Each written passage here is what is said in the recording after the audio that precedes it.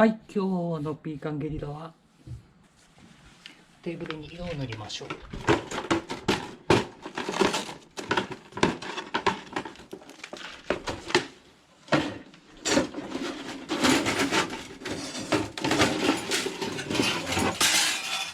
焚き火台ケース兼テーブル。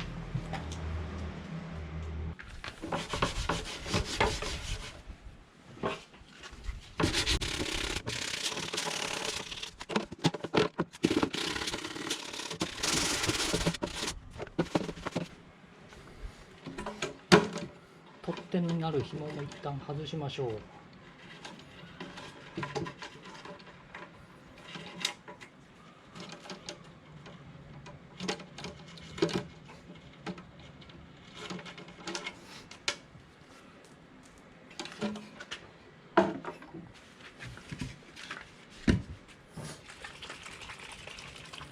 今日塗るのはこれです。ダイソーさん水性にすき焼き。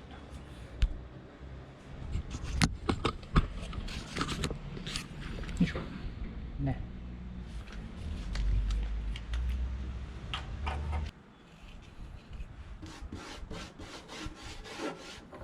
これはもしかして